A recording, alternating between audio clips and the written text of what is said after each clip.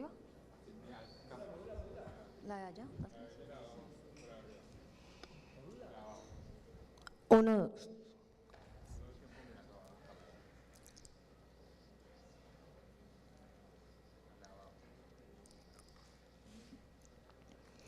Luego de la conversación.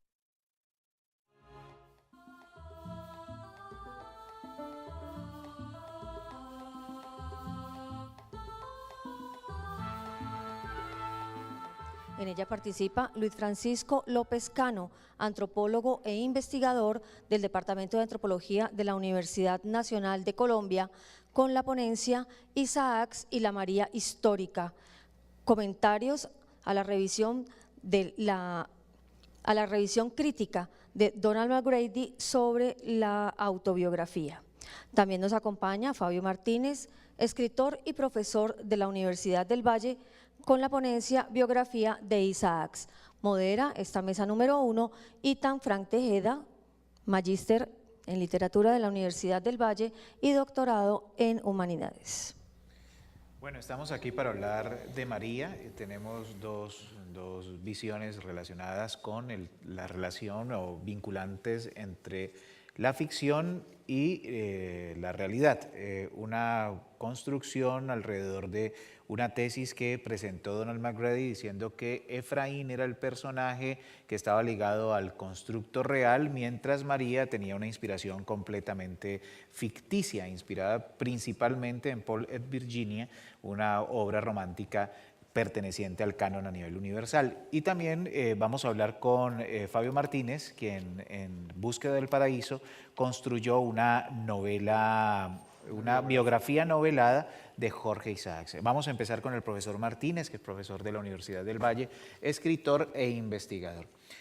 Fabio, Isaacs como personaje, es un personaje muy significativo, un personaje muy exigente, un personaje que tiene una gran cantidad de facetas y un personaje que hoy nos muestra su gran dimensión, pero que en su contexto pues estaba ligado casi que a la marginalidad, casi que a ser ignorado y en determinado momento a ser perseguido. Sí, justamente yo quisiera hablar, pues a raíz de la pregunta que tú me haces, un poco cuáles fueron las circunstancias de tipo y las inquietudes de tipo intelectual que me llevaron a escribir esta biografía, que es una especie, es una crónica y es una pesquisa alrededor de este personaje emblemático de la segunda mitad del siglo XIX.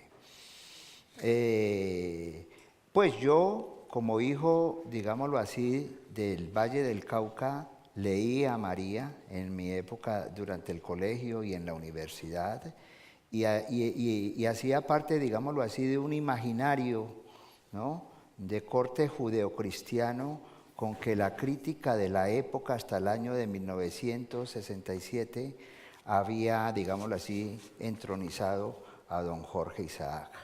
Fue en la ciudad de Montreal en los años 90, en la época de la rectoría del doctor Jaime Galarza, cuando descubrí a alguien muy importante, a un crítico literario estadounidense especializado en Jorge Isaac, ¿ya? Que es el académico Donald McGrady, que creo que tú te vas a referir un poco a eso. ¿Qué fue lo que descubrí en Donald McGrady? Una visión laica de Isaac, o sea, una visión que todavía, justamente por la invisibilización que sufrió el ícono, el personaje, ¿ya?, desde el año de 1866, cuando quedó derrotado políticamente, ¿cierto?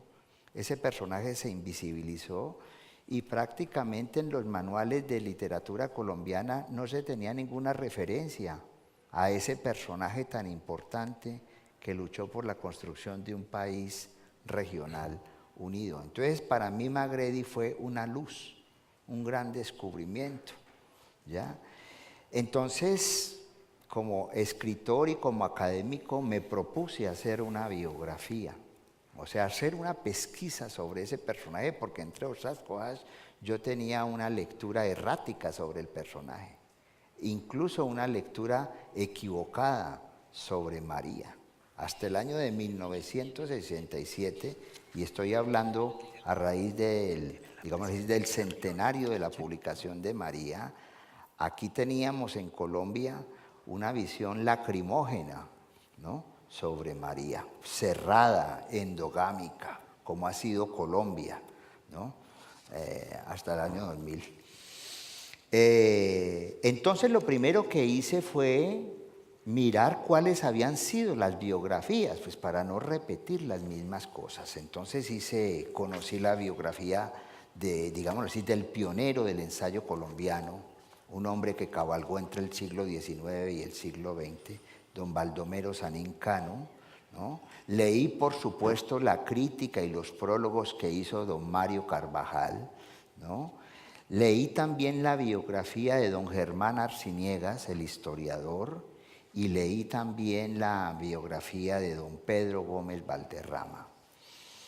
Entonces, digámoslo así, el método para poder acercarme, porque pues el siglo XIX está lleno de mucha información y de muchos datos. Además, pues yo no soy historiador, ¿no? Yo funjo de escritor, o al menos eso es lo que dice la gente, ¿no? En la Feria del Libro lo decían, yo no sé. Entonces, para poder conocer a Jorge Isaac había necesidad de contextualizarlo, había necesidad de conocer muy bien qué fue lo que pasó en Colombia y en América Latina. Pues me estoy extendiendo un poco y si quieres cortamos ahora. No, tranquilo. ¿Ya? Entonces me tuve que meter a los textos de historia, ¿no? Entonces enseguida había una serie de referentes claves como don Germán Colmenares, como Álvaro Tirado Mejía, como Orlando Falsborda, ¿no? Pero siempre bajo la mirada de Jorge Isaac. ¿Qué era lo que había pasado con Jorge Isaac? Estuve en el archivo de Jorge Isaac en la Biblioteca Nacional, conversé con los isaacianos de la época. Hubo un libro muy importante, digámoslo así, que yo pienso que es el primer libro donde se reivindica a ese escritor laico, ¿no? O sea, ya no desde la perspectiva y el imaginario judeocristiano. Un libro que se llamó María más allá del paraíso, que fue una recopilación de textos donde participaron incluso algunos amigos. Yo ya lo había leído, entonces volví a ese texto, porque era otra mirada. Yo pienso que allí fue, digámoslo así, la piedra de quiebre de tener una nueva mirada y una nueva visión, ¿no? Lo que llama Darío Henao, pues, Jorge Isaac y sus múltiples facetas, y tener una nueva visión no solamente del personaje que estaba invisibilizado, que fue invisibilizado por el establecimiento, por los regímenes conservadores que se iniciaron desde la Constitución de 1886. O sea, los que conocen la historia saben claramente que el resultado de esa gran derrota, ¿no?, que se plasmó en el campo de batalla con la famosa batalla de la Humareda, ¿cierto?, a los liberales, o sea, los que reivindicaban la Constitución de Río Negro del 63, y donde tuvimos ahí el nombre más bonito, Estados Unidos de Colombia. ¿Ya? Pues porque ahí se tenía una visión un poco federalista de la cosa, ¿ya? Muchos liberales fueron desterrados, perseguidos por el régimen conservador y fueron recluidos en las mazmorras de Cartagena. O sea, eso no fue flor de rosa, ¿no? Y también en las mazmorras de Portobelo en Panamá. A Jorge Isaac le perdonaron porque de todas maneras era un hijo de un hacendado vallecaucano, como lo fue Mr. George Henry Isaac, ¿no?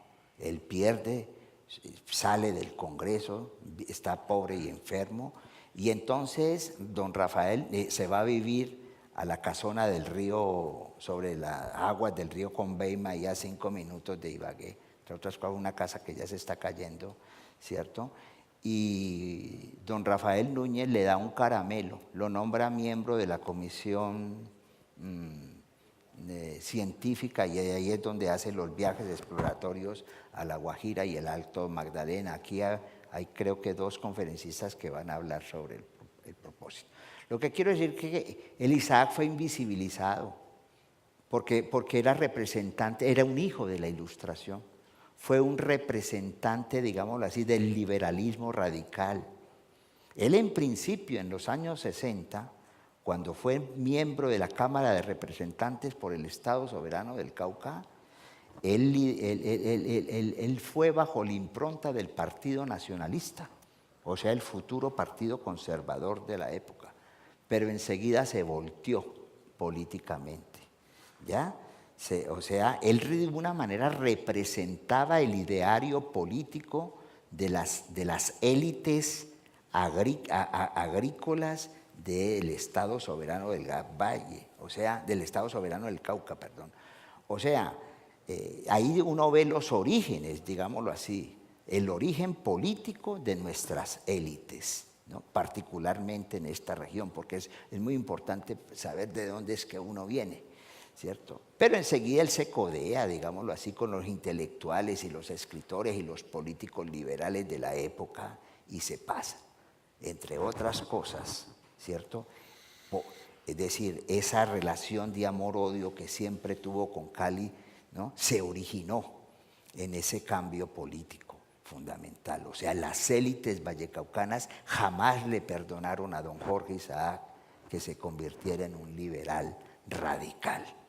Ya jamás se lo perdonaron, ¿cierto? Y ese es el origen, entre otras cosas, del calibalismo del que se habla hoy en día. Entonces, todo ese tipo de cosas, todo ese tipo de circunstancias me dieron pie justo. Así nació esta crónica sobre la vida de don Jorge Isaac. Bueno, y vamos a complementar la exposición de Fabio y a asirla, a vincularla con la exposición del profesor Luis Francisco López Cano, miembro del Departamento de Antropología de la Universidad Nacional de Colombia, quien se acerca a uno de los críticos literarios más importantes de la obra de Isaacs, ¿no? Que es Donald McGrady. Hay muchos críticos, Anderson Inver, Sigmund Menton, también está el trabajo de Salvador Bueno, el mismo Germán Arciniegas y muchos que han tratado de acercarse de cierta manera, el señor Mario Carvajal también, desde sus posiciones conservadoras. McGrady asume uno de los setos de la novela que forma parte de las discusiones. ¿Es María una novela realista o es María una novela romántica? Borges era de aquellos que defendía el etos romántico de la novela, mientras Donald McGrady defendía el etos realista de la novela. Muchos se preguntan, bueno, si hay una condición realista en la novela, ¿por qué en la novela no se ven reflejadas las batallas y las confrontaciones entre liberales conservadores y entre liberales y liberales de distintas posiciones en ese segmento del siglo XIX, que debe estar comprendido entre 1821 y 1851, de acuerdo al tiempo de la narración en la novela.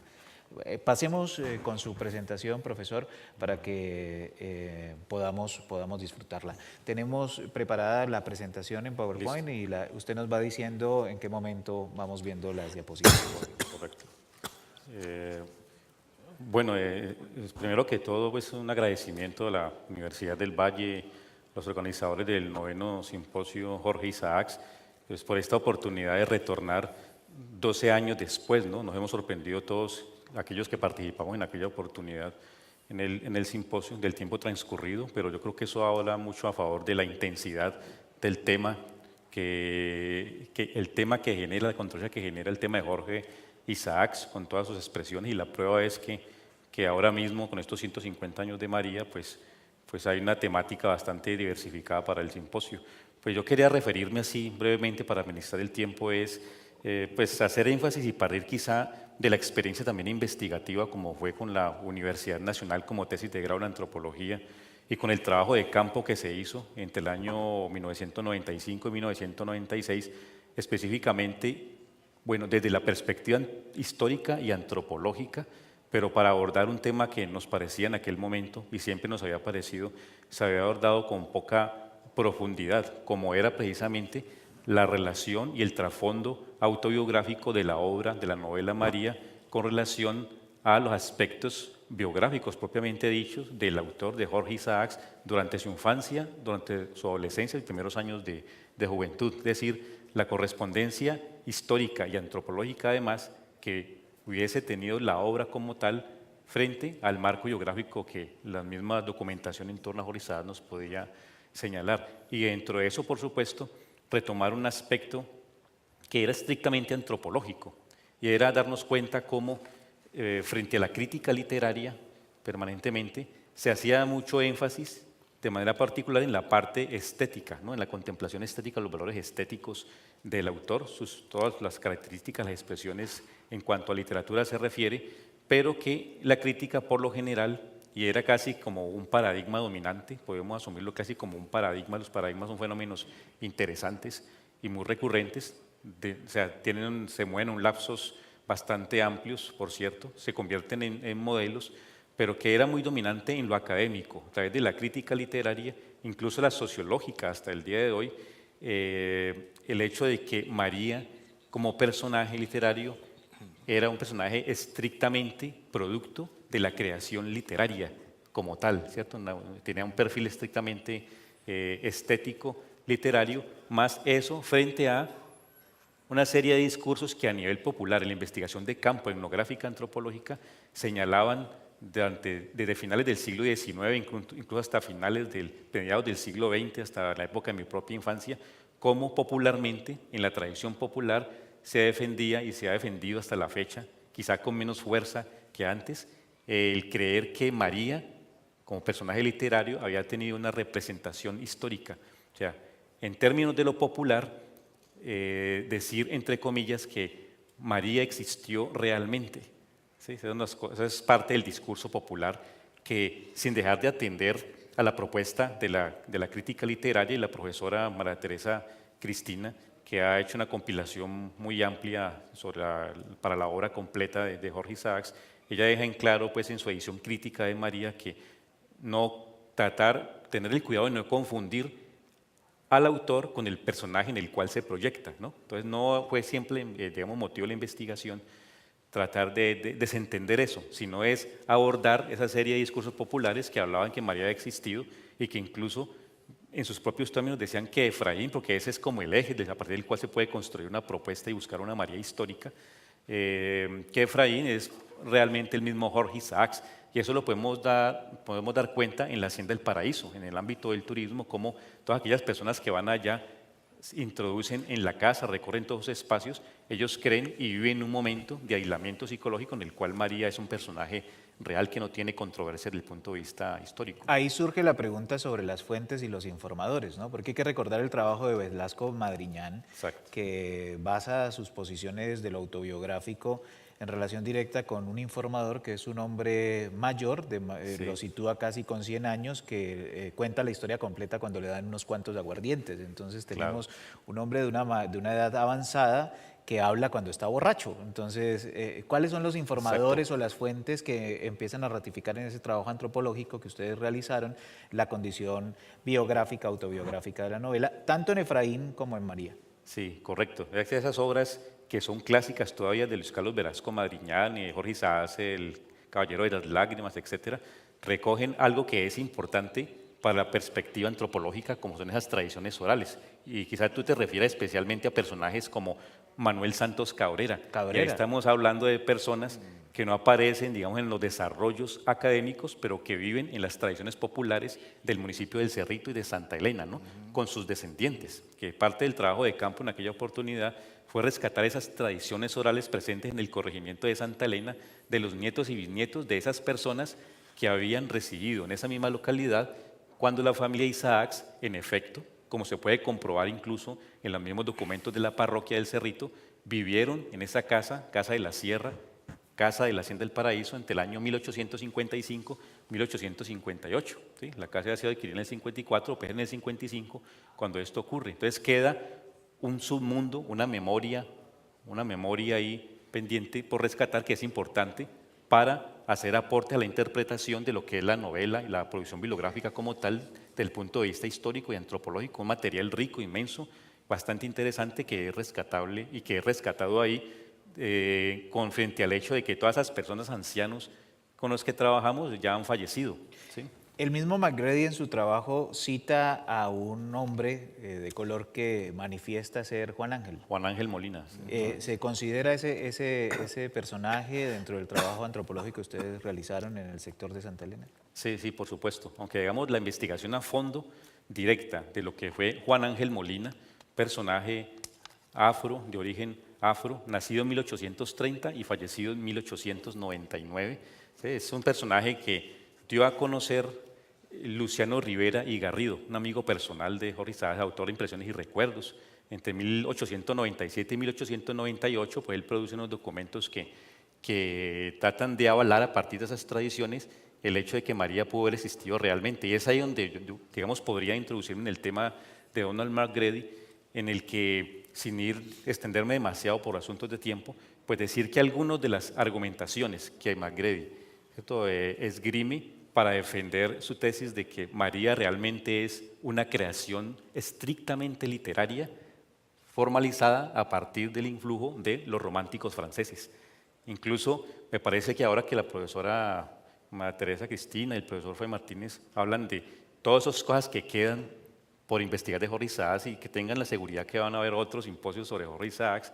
¿Sí? Uno de esos temas es, por ejemplo, cómo, y McGrady lo cita en algún momento, cómo, por ejemplo, además de los románticos franceses, Edgar Allan Poe, el ave negra que acecha a los amantes, a Efraín y María, ¿sí? Un poema escrito, publicado por Edgar Allan Poe antes de María, ¿sí? Jorge Isaacs, el habla inglesa, en fin, y todo eso son elementos que de pronto merecería profundizarse, ¿no?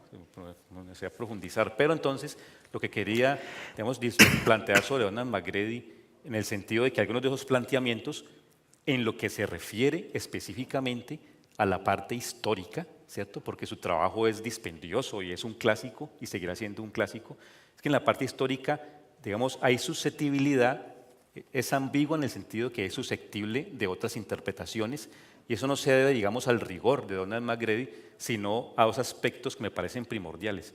El primero de carácter epistemológico, y es que el uso del silogismo, ¿sí? Es decir, si María es un personaje de la literatura, ¿sí? Premisas.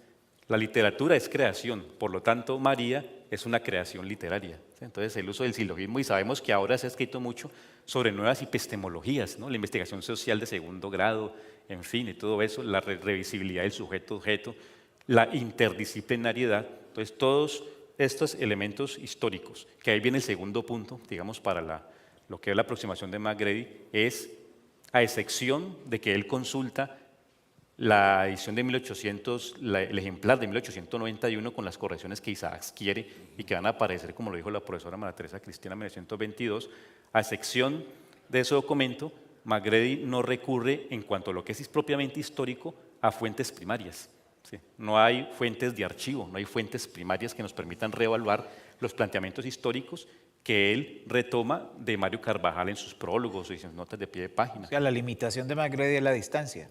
Entonces, la perspectiva epistemológica, muy silogística, pero también la falta de fuentes primarias, históricas, de archivo, ¿no? Esa lectura que ustedes hacen es una lectura que es posible después del constitucionalismo de los años 90, la posibilidad de empezar a abrir los textos bajo nuevas perspectivas y el encuentro de las interdisciplinas también allí, antropología, arqueología y trabajo de estudios literarios. Exacto, sí. Entonces, esto de las fuentes de archivo fue determinante, ¿sí? Fue determinante porque tanto, ¿dónde? El Archivo General de la Nación, los archivos parroquiales del Cerrito, ¿no? El municipio del Cerrito y todo eso, ver qué pasaba documentalmente en el momento en el que los Isaacs están viviendo en esa zona y descubrir una cantidad de cosas interesantes. Por ejemplo, Jorge Enrique Isaacs, ¿sí? Jorge Enrique Isaacs visitando las haciendas de Piedechinchi y bautizando con agua de socorro, entre comillas, a niñas como María de la O. López, una niña que dura un año, ¿no? Se llama María, ¿no? Empieza a circular ese poder del nombre de María, que es muy frecuente, bautizando con agua de socorro de emergencia a una niña en esa hacienda, una niña mestiza, ¿verdad? Lo que nos dejan esos archivos ver cómo las relaciones entre los hacendados y los esclavizados, los campesinos que están formando ahí, es más estrecha de lo que podríamos haber creído, ¿no? Entonces de ahí salen una cantidad de documentos inéditos y uno de esos que aparece en el Archivo General de la Nación, creo que la diapositiva lo tiene por ahí. ¿Qué ¿cierto? número? La vamos buscando. Veámosla, Sí. veámoslas correr. Que es Documentos un sacados- documento revolucionario en el marco de esta investigación y esta búsqueda de la Marea. Exactamente, el anterior. este. Este de la búsqueda de la Marea histórica son estos. Ahí están reunidos los dos y son los documentos básicamente de la aduana de Panamá, de documentos de 1840, el de abajo, y 1842, que prueba definitivamente que esos viajes que el padre de Efraín dice hacer a las Antillas, después de lo cual trae a Esther, a María, fueron reales, ¿sí? Como consta en ese documento de la aduana de Panamá, y que el último de esos viajes, dice Efraín, en el último viaje que mi padre, en el último viaje que mi padre hizo a las Antillas, ¿sí? Trajo a aquella niña que tenía a la sazón 3 años. Entonces, con estos documentos sabemos que ese último viaje ocurrió en 1842. Otros documentos, como O sea podemos que ver ahí, ratificaría la existencia de Esther y la existencia de Salomón, pues, dentro de la familia Isaacs. sí, exacto. Ahí viene otras, y McGrady es muy honesto. Él sabe que todo esto y la profundización en el tema, dice él textualmente, dependerá mucho de que hay que investigar los archivos de Jamaica, que hay que buscar nuevos manuscritos que permitan, según él, ratificar pues, la no existencia de una marea histórica, pero que de todas maneras ese documento de defunción no existía. Estamos hablando del año 1972, ¿no? Es su tesis doctoral. Luego él saca su edición crítica en el 1986, etcétera. Entonces hay unas anotaciones ahí muy honestas, pero que están, digamos, limitadas por esa falta de fuentes.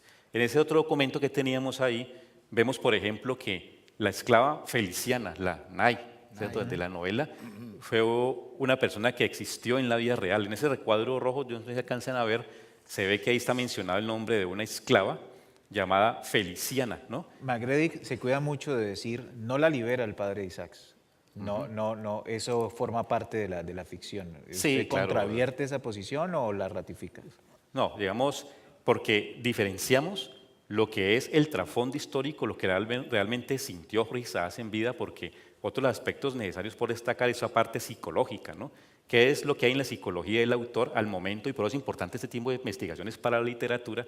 ¿Qué es lo que hay en la mente del investigador, en su sensibilidad, a partir de experiencias contextuales, sociales, políticas, que le llevan a generar determinada estrategia y determinados perfiles literarios? ¿Sí? Entonces, en el caso de Feliciana vemos que lo que hace Jorge Isaacs, y eso está muy claro para los críticos literarios, es transformar y manejar el tiempo y el espacio. Eso es muy normal en todos los literatos y los novelistas, ¿no? Isaacs maneja el tiempo y el espacio, pero estamos de acuerdo con McGrady. Hay una obsesión permanente de Isaacs por el tiempo, por la cronología. Y es en la cronología donde vamos a tener, digamos, una propuesta que podríamos ir avanzando, bueno, hacia atrás, que tengo un infograma donde se sintetiza digamos, la propuesta como para ir hacia atrás. Miremos, hay un busquemos la infograma que tiene infografía. 3 líneas de tiempo. Veámosla, si la podemos ver. Exacto. Entonces miren que eso fue la mayor síntesis que pude obtener y se refiere a que esos textos que están en rojo, hay una línea de tiempo. Arriba está la que tiene que ver con la vida de Jorge Isaacs, en la parte inferior lo que es la producción literaria a través del tiempo y en el medio algo que es lo que nos sustenta la hipótesis, el planteamiento de que María Manuela Conto Ferrer, una prima hermana de Jorge Isaacs por el lado materno, que falleció en el Cerrito el 20 de octubre de 1864, es decir, un mes antes que De Jorge irse Isaacs a ser comenzara capitán. a escribir la obra literaria. En el Cañón del Dagua. Exacto. E inmediatamente antes que la poesía de Jorge Isaacs introduzca un extraño elemento fúnebre, una tumba aislada en la llanura, ¿sí? Y que conecte todo eso con una niña de vaporoso traje, de juegos infantiles. Y aún más, en 1868, en La luna en la velada, él vuelve a insistir en aquella niña misteriosa de vaporoso traje, ¿cierto? Con elementos que están presentes en María también. Pero todos esos detalles en rojo que está ahí son aspectos o experiencias históricas que de una manera u otra están presentes en la novela, ¿no? Y hemos visto ahí en ese gráfico, como para ir resumiendo, porque no tenemos mucho tiempo, y es que esas franjas grises que hay al final es como que se calienta, ¿no? Se va calentando, ya va siendo más intensa todo ese drama de Jorge Isaacs, y es porque ahí me ha parecido muy, muy importante coincidir con la propuesta, el análisis que hace el profesor Mauricio Domenici, ¿cierto? Sobre el teatro, la reivindicación del teatro de Jorge Isaacs, y hemos estado de acuerdo a partir de ese aporte de cómo María Manuela Conto pudo ser la persona que inspira esa parte trágica, ¿cierto? Esa parte trágica en Jorge Isaacs, por una serie de coincidencias históricas, y es que alrededor de los años 1861, 1864, que es cuando precisamente se da la producción más rica, literaria, Jorge Isaacs, sus dramas, Amy Robsart, en fin, 1859, 1860, la misma María que comienza a ser redactada después de noviembre de 1864 y quizá te concluye en 1866, ¿sí? Todo ese periodo 1861 64 es el periodo de más intensidad y como hemos visto en el infograma, coinciden mucho con episodios que tienen que ver con María Manuela Conto. El matrimonio de María Manuela Conto en 1861, matrimonio forzado con una persona mucho mayor que ella, su muerte en octubre de 1864. Pero hay más. La coincidencia de esta persona, María Manuela Conto, prima hermana, hija de Nicomedes Conto y Marciana Ferrer, ¿sí? En el hecho de que el último viaje de Jorge Enrique Isaacs, padre del poeta, que es en 1842, coincide con la crisis de la familia Conto en el Chocó. ¿Sí? Han perdido su casa en un incendio. Nicomedes Conto ha sido tomado preso, está en Cali, quiere ser desterrado al Ecuador. La señora Marciana Ferrer está enferma de fiebre amarilla y es el momento en el cual Jorge Enrique Isaacs pasa por Quibdó y Novita, atraviesa el camino de Ita, que aún existe arqueológicamente, selva adentro, llega el Cartago Viejo.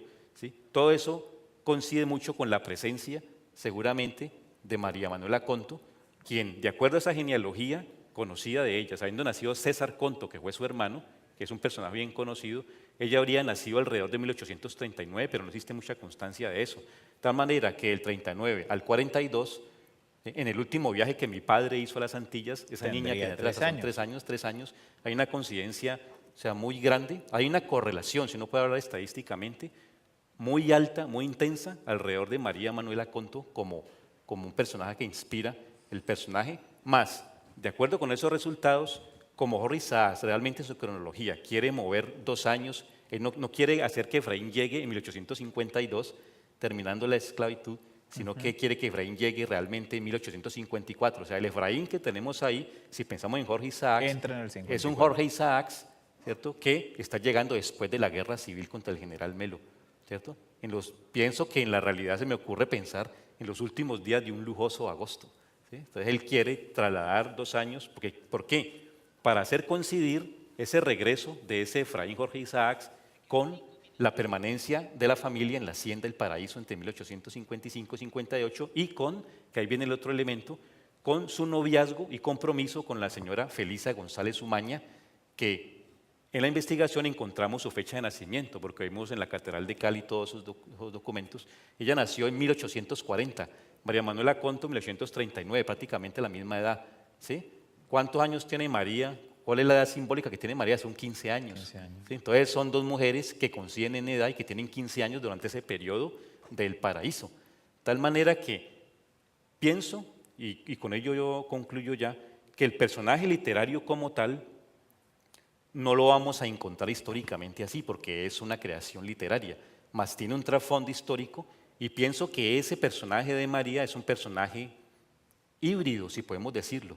Hablamos ahí en la ponencia de una fusión de identidades, una propuesta de una fusión de identidades, sentido en que María tiene elementos, sobre todo esos, de la propia esposa de Jorge Isaacs por ese noviazgo transcurrido durante ese periodo, la piedra de la lectura, las flores y todo eso deben ser reminiscencias de ese noviazgo, ¿sí? Más un elemento que cabe es en la vida personal y sentimental de Jorge Isaacs, quizá, en las hipótesis nuestras, porque no nos consta algún sentimiento en particular por María Manuela Conto, pero ese elemento de María Manuela Conto, del drama, de la muerte, que hace llorar no solamente a Jorge Isaacs al concluir la obra, dicen, sino también a los primeros lectores, la fusión de esos 2 elementos es la que nos va a crear, junto con la tradición mariana representada en la Virgen de la Silla de Rafael Sanzio, son las que al fusionarse nos van a dar lugar al personaje literario de María tal como lo conocemos.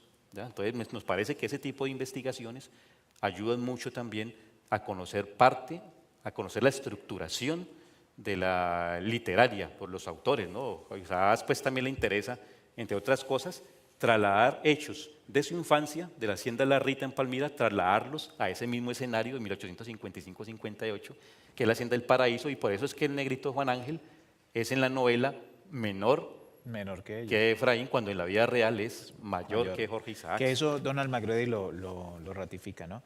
Muchísimas gracias, Luis Francisco. Ya vamos muchas llegando gracias al final. Nos quedan 3 minuticos para concluir esta primera mesa del simposio Jorge Isaacs, que llega a su versión número 9. A veces hay un gran problema en la deificación de la voz de los críticos, ¿no? Se convierte la voz de los críticos en una suerte de voz de Dios con una verticalidad paradigmas. mayor, y se establecen verdades absolutas que pues con el tiempo y con la interdisciplina y con la investigación se van transformando. Uno de los elementos que Donald McGrady señala de forma errática es que en la novela no se hace alusión al paraíso, y hay varias ocasiones donde se habla de la promesa del paraíso, pero no tiene la condición sustantiva, pero sí se está hablando específicamente del paraíso. Y hay muchas vinculaciones del origen de Isaacs con el Chocó, tanto que se da una conversación después de las fiebres del padre de Efraín con su madre, burlándose de las costumbres en el Chocó, ¿no? Sí, un poco vinculándolo con el origen. Un poco para terminar así a manera pues, de conclusión, Fabio, ¿cómo aportan este tipo de investigaciones al ejercicio literario? Sí, pues yo pienso que las biografías, los estudios de contextualización sobre históricos, antropológicos, como dice el profesor, o sociológicos, sobre este ícono de la segunda mitad del siglo XIX, contribuyen y permiten y han permitido, sobre todo en la academia colombiana e internacional, tener una mirada polisémica y tener una mirada laica también frente a la lectura propiamente de María, porque a partir de los años 80 ya le empezamos a despojar de ese halo religioso que la tenía completamente cautiva. Y hoy en día, por ejemplo, nosotros con el profesor Darío, en la maestría, pues tú eres hijo de la maestría, y en el doctorado en humanidades, hoy en día nosotros estamos leyendo una cantidad de tesis desde diferentes enfoques y desde diferentes perspectivas. O sea, para poner un ejemplo, vamos concluyendo, María y el paisaje, por ejemplo, que es el tema del paisaje o el tema de la naturaleza, es un tema clásico o es un tema vital de los románticos en ese sentido. O sea, ahí hay una propuesta de tipo ecológico literario. El tema, por ejemplo, afro, que estaba también invisibilizado, ¿no? Sí. Existen ya varios, digámoslo así, tesis de grado y de posgrado, ¿no? Que están trabajando, que le están haciendo un seguimiento a las raíces, porque lo que dices tú, ¿no? Feliciana, Nay existió y fue vendida en el Chocó, ¿no? Aquí en la biografía aparece toda esa historia de, al fin y al cabo, pues la literatura, digámoslo así, es una invención literaria, pero de todas maneras está cimentada en la realidad. Sí. Entonces yo pienso que todos estos aportes que se hacen desde diferentes temáticas y disciplinas, las biografías, ¿no? Que se han realizado y las que vendrán también, ¿cierto? Van a contribuir, digámoslo así, a posicionar una vez más a nuestro clásico literario latinoamericano, hispanoamericano. Sí. Bueno, vamos llegando al final de esta mesa y queremos terminar invitándolos a conocer el resto de la programación de esta jornada. A las 2:30 de la tarde tendremos la conferencia con Alberto Mayor, Prometeo encadenado, del año de trabajos forzados de Jorge Isaacs en el Dagua de 1864 a 1865, un trabajo que ya se han hecho varias alusiones en esta jornada, alrededor de unas cartas recuperadas que dan cuenta de su trabajo como capitán de cuadrillas y como coordinador de las obras, ¿no? También tendremos a las 3:30 de la tarde a Javier Tafur con su ponencia Etos y Polémica Judicial, Proceso Isaacs 1861-1864, a José Luis Giraldo, Historia en el siglo XX de la recuperación de la memoria isaaciana en el Valle del Cauca, y tendremos la segunda conferencia a las 4:30 de la tarde con Edgar Vázquez, La mentalidad colonial y la hacienda vallecaucana. Muchísimas gracias, Muchas profesor. gracias a todos. Muchísimas gracias, profe Fabio. Gracias, Itán. Y les pedimos a ustedes que nos sigan acompañando en la transmisión vía streaming de esta versión número 9 del simposio Jorge Isaacs, el escritor en sus diferentes facetas. Este espacio que ha llegado a ustedes gracias al apoyo de Telepacífico, de VTV, gracias al apoyo del periódico La Palabra, gracias al apoyo también del Grupo de Investigación de Narrativas Colombianas. Y vamos a estar aquí durante estos días del 23 al 27 con una programación bastante nutrida, que tendrá estos elementos académicos y también tendrá la representación de la obra Amy Robstars por parte del Laboratorio de Artes Escénicas de la Universidad del Valle y de la ópera Isaacs, con el texto y la dirección de Alberto Guzmán, de Edgar Collazos y de Alejandro González Pucci. Nos vemos en la jornada de la tarde.